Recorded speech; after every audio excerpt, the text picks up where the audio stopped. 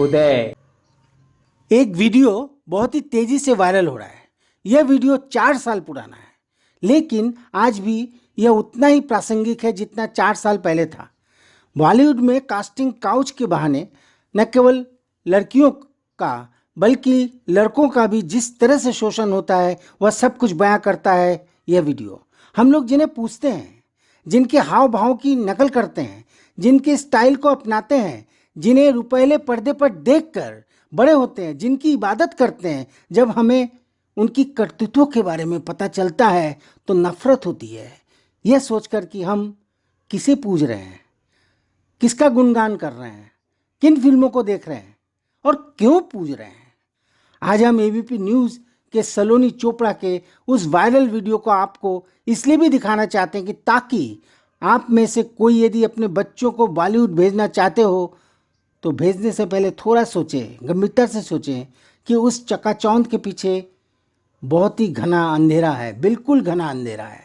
भारत में मीटू आंदोलन के मद्देनज़र अक्टूबर 2018 से साजिद पर कई महिला सहयोगियों द्वारा यौन उत्पीड़न का आरोप लगाया गया है। जिन महिलाओं ने खान पर यौन उत्पीड़न का आरोप लगाया है उनमें मंदाना करीमी, सलोनी चोपड़ा, राचेल व्हाइट, सिमरन सूरी, मरीना कुंवर, आना कुमरा, टिम्पला पावर और पत्रकार करिश्मा उपाध्याय शामिल हैं। बीबीसी टेलीविजन वृत्त चित्र डेथ इन बॉलीवुड 2021, जिसमें भारतीय अभिनेत्री जिया खान की आत्महत्या को शामिल किया गया है, में खान के खिलाफ उनकी बहन करिश्मा खान द्वारा जिया पर उत्पीड़न के आरोप भी शामिल हैं।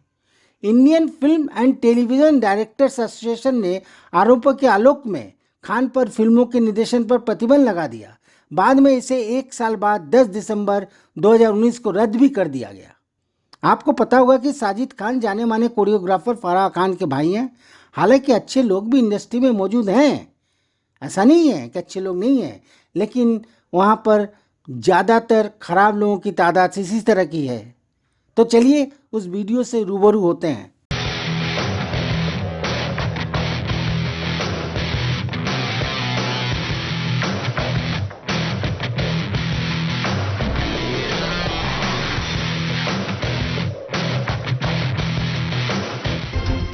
डायरेक्टर साजिद खान पर सलोनी चोपड़ा ने यौन शोषण का इल्जाम लगाया। उसके बाद कई लड़कियां सामने आईं और इस वक्त मेरे साथ मौजूद है सिमरन कौर सूरी, जो बॉलीवुड में अपनी पहचान बनाने की कोशिश कर रही हैं। क्या कुछ हुआ था जब आप साजिद खान से मिलने गई थी? एक फिल्म में कास्ट होने के लिए उन्होंने आपको बुलाया था, क्या कुछ हुआ था?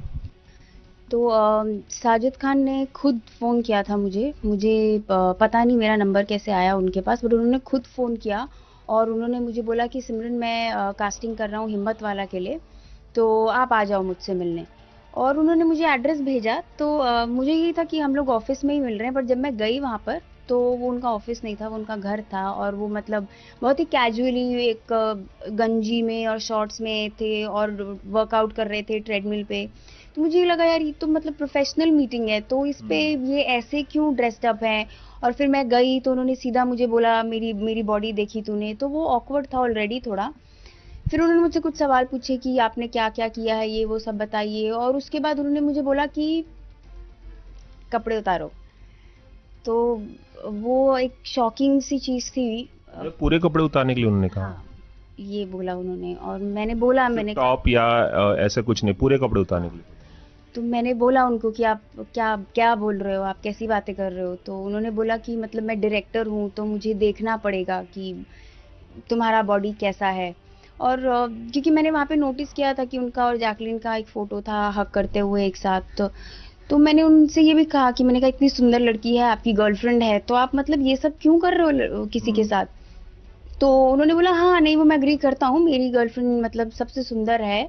अच्छा, ऐसा भी कहा उन्होंने? हाँ मतलब इंडिया की सबसे सुंदर लड़की मेरी गर्लफ्रेंड है, लेकिन ये तो मतलब एज अ डायरेक्टर मेरा काम है, तो मुझे वो तो सब देखना पड़ेगा ना। और मैं ऑलरेडी उनकी बातों से अनकंफर्टेबल हो रही थी, इतने वो आए मेरे पास और ऐसा उंगली यहाँ पे रख के उन्होंने ऐसा कर दिया और बोला क्लीवेज दिखा अपनी। अच्छा। तो तब मतलब मैं मतलब एक लड़की ये होता है ना कि एक अलग माइंडसेट के साथ जा रही है और वहां पे जाके ये हो रहा है, तो पहले तो कुछ समझ में ही नहीं आता कि रिएक्ट कैसे करें। फिर मतलब मुझे सडनली ऐसा गुस्सा आ गया और मैंने चिल्लाई उन पे और मैंने थोड़ा गाली वाली भी दिया उनको। अच्छा। फिर उन्होंने मुझे बोला कि धीरे बोल मेरी मॉम है दूसरे रूम में। तो मैंने यही बोला, मैंने कहा आपकी मम्मी है दूसरे रूम में तो आपको बिहेव करने से पहले आपको सोचना चाहिए ना, आप किसी को घर पे बुला रहे हो, बदतमीजी कर रहे हो और आप एक्सपेक्ट कर रहे हो कि वो चिल्लाएगा भी नहीं आप पे। तो बस मैं चिल्ला विल्ला के खूब मैं वहां से निकल गई और मैंने बोला कि आप प्लीज आज के बाद मुझे फोन मत करना। उन्होंने ही फोन करके आपको बुलाया था, आपने फोन नहीं किया था हाँ उन्हें? हाँ, मेरे पास तो उनका नंबर था नहीं उससे पहले। और फिर मैं इतनी गुस्से में थी कि जब मैं वहां से निकली मैंने उनका नंबर डिलीट भी कर दिया था। तो उसके आई थिंक कुछ 1 घंटे के अंदर अंदर या ऐसे टाइम के आसपास कुछ उनका फोन दोबारा आया। तो ये घटना होने के 1 घंटे के बाद वापस फोन किया साजिद हाँ ने? हाँ, तो मतलब अननोन नंबर था तो मैंने उठाया। तो मैंने बोला कौन? बोले अरे तूने नंबर डिलीट कर दिया, मैं साजिद बोल रहा हूँ। तो मैंने बोला क्यों फोन किया आपने? तो उन्होंने कहा कि अब देख हमको अगर साथ में काम करना है तो हमको एक दूसरे को जानना जरूरी है, तो हमको मिलना चाहिए ज्यादा से ज्यादा। मैंने सोचा कि मतलब कैसे बेशरम इंसान है कि अभी अभी गंदी हरकत किया और मैं गाली दे के निकली और फिर उसके बाद बोल रहे हैं कि हमें मिलना चाहिए। तो मैंने वापस एक गाली दिया, मैंने कहा आप मुझे अब फोन नहीं करोगे और मैं आपका आज के बाद कोई कॉल नहीं उठाऊंगी, और मैंने फोन डिस्कनेक्ट कर दिया और उसके बाद उनका कॉल नहीं आया। उसके बाद उनका कॉल नहीं आया। कितनी शॉक थी जब ये इंसिडेंट आपके साथ हुआ और उन्होंने आपको झूठ बोलकर अपने घर बुलाया? उन्होंने ऑफिस कहा और घर पर बुलाया जहां पर उनकी माँ भी थी और माँ के सामने नहीं दूसरी रूम में थी और वहां ये हरकत हो रही थी। कितनी शॉक थी? फिर क्या आपकी मनोदशा क्या थी, मानसिक हालत क्या थी आपकी ये होने के बाद? हाँ, वो यही है कि मतलब अब तो क्योंकि चलो 5 साल हो गया है तो मैं भी थोड़ा और बड़ी हुई हूँ। मतलब मैं तो थी भी एक बच्ची सी और मैं थी काफी शॉक, क्योंकि आप जब जाते हो आपको एक बड़े डायरेक्टर का फोन आता है, आप इतनी उम्मीदें लेके जाते हो, लगता है कि यार अब शायद कुछ अच्छा हो जाएगा, अब एक अच्छा रोल मिल जाएगा। और वहां जाके ये सब बिहेवियर देख के वो इतना मतलब डिसहार्टनिंग था कि वापस आके मैं इतना रोई। और 5 साल में भी मैं इस इंसिडेंट के बारे में ऑलमोस्ट हर तीसरे चौथे दिन बात करती हूँ और अपने दोस्तों से बोलती हूँ। मैंने हर बार बोला कि मैंने कहा यार इस आदमी को मुझे एक दिन सबके सामने थप्पड़ मारना है और मैं बताना चाहती हूँ सबको कि ये कैसा आदमी है। उसके बाद कभी कहीं मुलाकात हुई किसी पार्टी में या कहीं पर साजिद खान से? नहीं। अच्छा, सिमरन ये बताइए कि बॉलीवुड में बहुत सारी लड़कियों को कास्टिंग काउच से गुजरना पड़ता है, तरह तरह की सेक्सुअल हैरेसमेंट से गुजरना पड़ता है, जैसे आपके साथ साजिद खान ने करने की कोशिश की अपने घर पे। और इस तरह की कुछ इंसिडेंट आपके साथ हुए हैं बॉलीवुड में जब आप स्ट्रगल कर रही थी और फिल्मों में पैर जमाने की कोशिश कर रही थी? हाँ, मैंने अभी कल भी एक और जो कास्टिंग डायरेक्टर है उनका नाम लिया था और मैंने फिर एक और वीडियो देखा कि वो तो बोल रहे हैं कि मैं पहचानता ही नहीं हूँ उन्हें। आप किसकी बात करें? विक्की सिडाना है कास्टिंग डायरेक्टर, और मैंने कमेंट में नीचे भी लिखा कि आप फेस टू फेस आइए और फिर मैं पूछूंगी आप पहचानते हैं या नहीं पहचानते हैं, क्योंकि इन लोगों के लिए बहुत ईजी है कि डिनाई कर देना। मुझे ये लग रहा था कि ये लोग जब करते हैं ये लोग सोचते नहीं है कि कॉन्सिक्वेंसेस भी हो सकते हैं। तो मुझे उन्होंने विक्की सिडाना ने एक ऑडिशन के लिए बुलाया था और ऑडिशन के बाद वो थे, उनका एक असिस्टेंट था साथ में, उन्होंने बोला कि मेरा घर पास में ही है तो चलो हम लोग कॉफी पी लेते हैं। तो मैंने सोचा ठीक है, साथ में असिस्टेंट भी है तो ठीक है, इट्स नॉर्मल।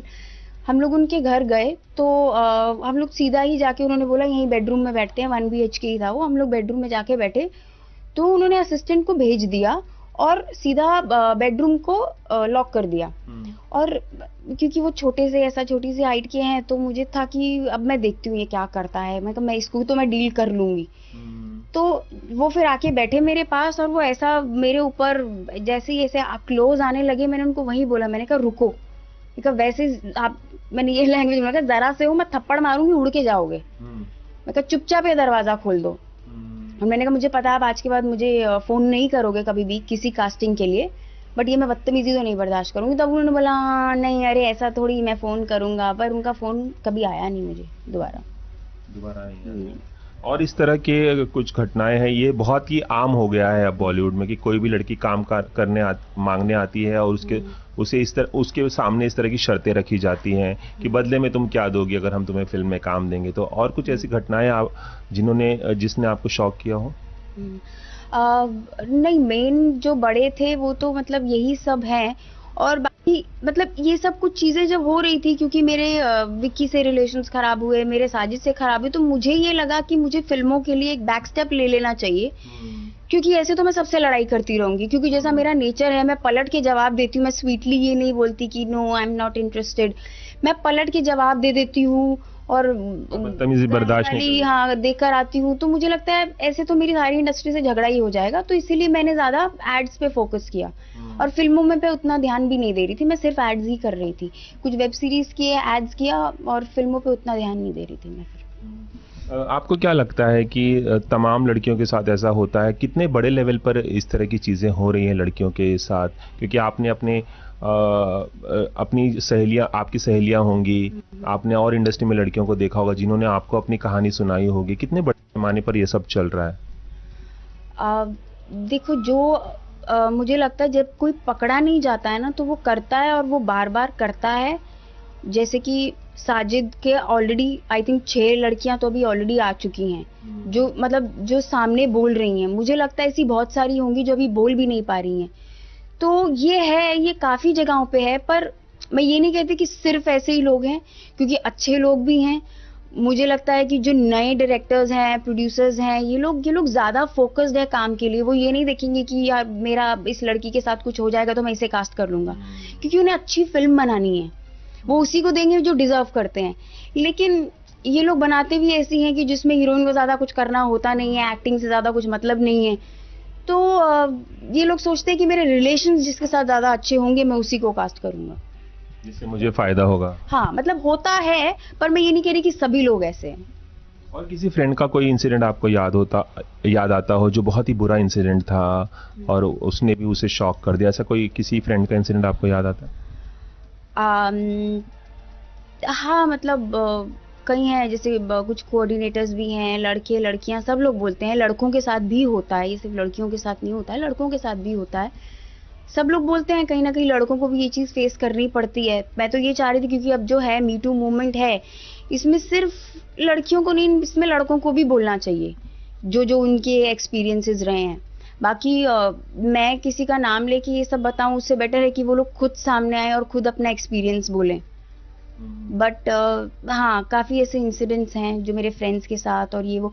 जब मैंने भी अपना ये इंसिडेंट काफी लोगों के साथ शेयर किया था अब तक, तो सब लोग सोचते हैं कि ऐसे बोलना नहीं चाहिए किसी के सामने, बोलेंगे तो हमें काम नहीं मिलेगा, बॉयकॉट कर दिया जाएगा। हाँ। और अभी भी क्योंकि डिफिकल्ट माना जाता है ऐसी लड़कियों को। हाँ हाँ वो आगे 10 जगह और बोलेंगे कि इन्हें काम मत दीजिए। और अभी भी जब कल से मैंने, रेचल ने, हम लोग ने बोला है, हम लोग एक्चुअली खुद भी अंदर से थोड़ा डरे हुए हैं कि कुछ हो ना जाए, क्योंकि मेरी रेचल से भी बात हुई तो उसके दिमाग में भी यही है कि कोई पावरफुल इंसान है तो कुछ भी कर सकता है वो। तो हम लोग भी डरे हुए हैं, लेकिन अगर मुझे लगा कि अब अगर नहीं बोला जाएगा तो आगे और बहुत सी लड़कियां जो हो सकता है मेरी तरह गाली देके वहां से निकले ना, लेकिन शायद कुछ गलत हो जाए प्रेशर में, या कोई डिप्रेशन में जाता है। कई लोग यही इंसिडेंट के बाद सुसाइड कर लेते हैं। तो अभी रुकना चाहिए ये सब। और बहुत लोगों के साथ ऐसा भी होता है कि वो कॉम्प्रोमाइज भी कर लेती है और उन्हें काम भी नहीं मिलता, ऐसा भी बहुत होता है इंडस्ट्री में। हाँ ऐसा मैंने सुना तो है, होता है। चलिए, जाते जाते एक आखिरी सवाल पूछना चाहूंगा कि साजिद खान ने जो आपके साथ करने की कोशिश की अपने घर पर बुलाकर, वो बहुत ही शर्मनाक हरकत है। लेकिन अब उन्हें हाउसफुल 4 की डायरेक्टरशिप से हटा दिया गया है। उन्हें कहा गया है कि आप वो डायरेक्ट नहीं कर सकते, उन्हें छोड़ना पड़ा है, जिसके लिए उन्होंने एक ट्वीट भी किया और बोला कि मैं हट रहा हूँ। एक्चुअली उन्हें हटाया गया है। 5 साल पहले आपको हम शक्ल्स के लिए उन्होंने हिम्मत वाला के लिए आपको घर पे बुलाया था कास्टिंग के लिए। 5 साल बाद जब ये घटना हो रही है उनके साथ, क्या महसूस कर रहे हैं आप? कितने खुश हैं आप कि साजिद खान को अब वो फिल्म डायरेक्ट नहीं करने दिया जा रहा है? मैंने एक्चुअली ये पोस्ट भी देखा था कि फर्स्ट शेड्यूल रैप अप, और जब मैंने फोटो देखा था ना उनका बाकी की कास्ट के साथ, तभी मेरे माइंड में ऑलरेडी, क्योंकि इतना गुस्सा था मुझे हमेशा, जब जब इनकी फिल्म रिलीज होती थी, मैं उसके बाद से इनकी कोई फिल्म नहीं देखी और मुझे हमेशा गुस्सा आता था कि ये क्यों काम कर रहे हैं इतना गलत करने के बाद भी। एक्चुअली मैं बहुत खुश हूँ क्योंकि उन्होंने, अक्षय कुमार जी ने भी इतना बड़ा स्टैंड लिया इस चीज को सपोर्ट करने के लिए, और आमिर जी ने भी किया।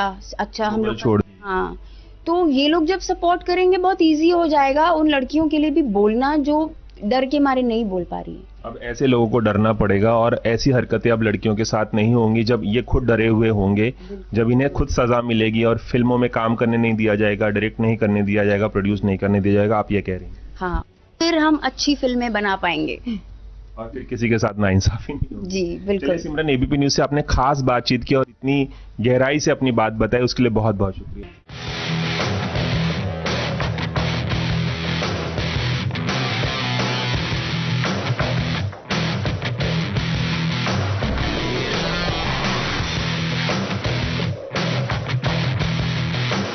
ये है एबीपी न्यूज, आपको रखे आगे। प्रणाम।